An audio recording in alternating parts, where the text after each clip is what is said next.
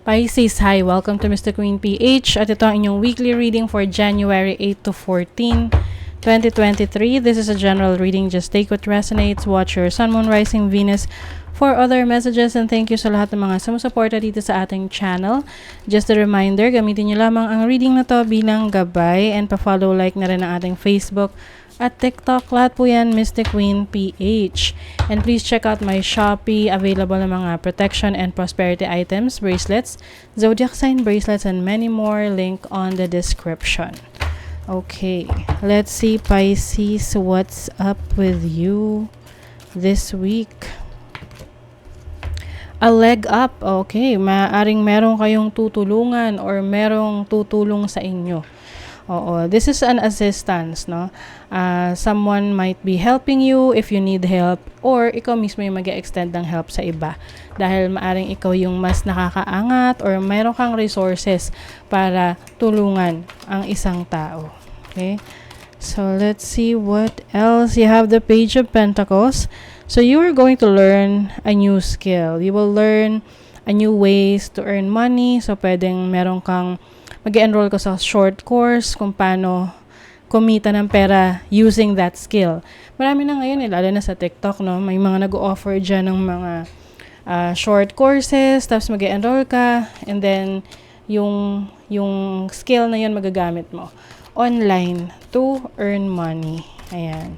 So, you're becoming more curious. Yan. Mag-open up ng maraming opportunities to sa'yo, pero you have to be careful sa mga pipiliin mong opportunities dahil hindi lahat yan merong magandang resulta or rewarding para sa'yo. So that's why use your instinct, your intuition, gamitin mo yung iyong discernment, no? Pag-analyze kung saan mo ilalagay yung energy mo, no? Para makuha mo rin yung dinideserve mo na rewards.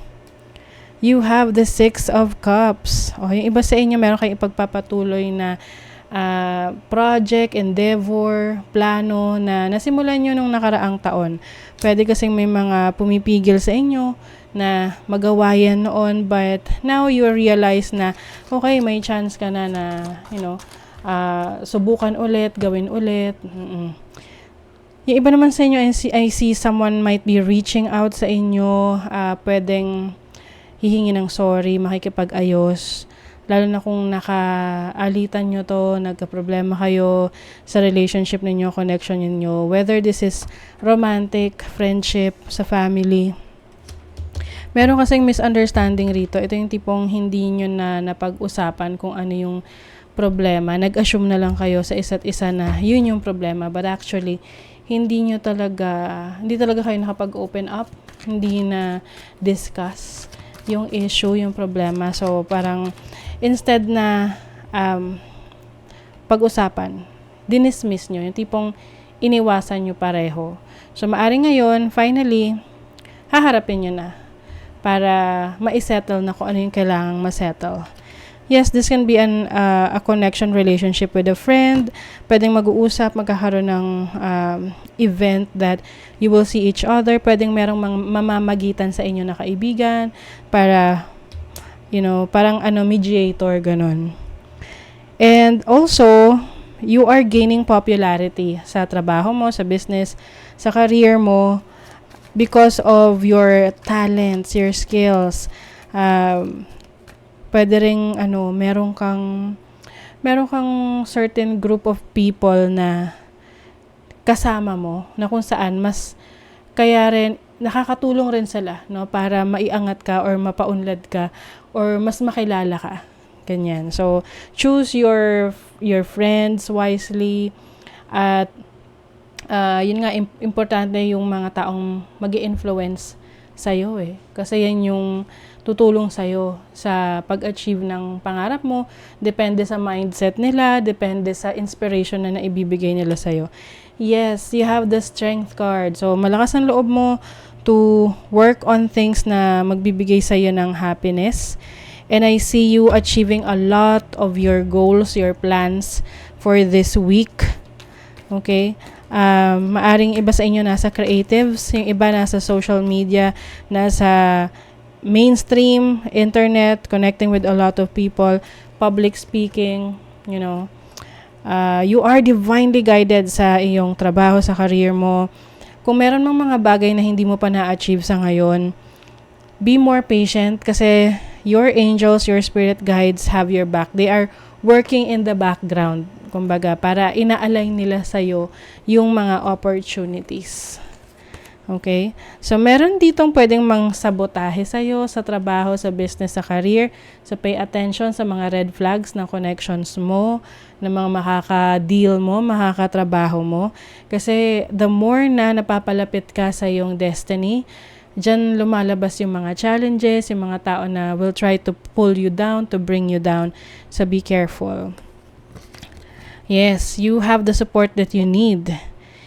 And some of you nga talaga, it's either ikaw yung tutulungan or ikaw yung tutulong. So, mas maganda na ikaw yung tutulong, di ba? Para mas marami ring blessings pang dumating sa'yo. So, yung iba sa inyo, you are being guided to your destiny, yung life's purpose mo. Ang importante, you are embracing your passion. At, open ka sa mga possibilities sa trabaho, sa business, sa career, lalo na kung dumarating talaga sa'yo yan nang hindi mo hinahanap. So, sa relationship, meron ditong runner, passion, merong umiiwas. Oo. This can be a person from the past. Pwedeng nagre-reach out, na makipag-ayos, mag-usap, merong nakakamiss dun sa isa. But, I don't know, the other person, maaring hindi na siya ganun ka-interesado. Yes. Speaking of not interested, kasi para sa kanya, ending na. So, pwedeng ikaw to na para sa'yo, ayaw mo na, it's the end of the situation, but the other person is still holding on to it. Yung tipong nagre-reach out pa. So, pwede rin namang kabaliktaran. Ikaw yung nagre-reach out pa dito sa person na to, pero nararamdaman mo naman na umiiwas na siya. So, maaring i-take mo yan as a sign na it's time to move on, it's time to move forward. There are other opportunities elsewhere. Syempre kapag if it's not meant to be, it will not be. Okay?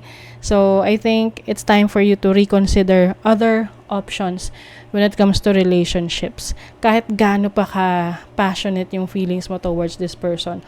Or, maaring itong person na to, mas maganda na kausapin mo na directly na kung hindi mo na talaga siya gusto or you don't have any plans of rekindling the connection or the relationship para malinaw, no?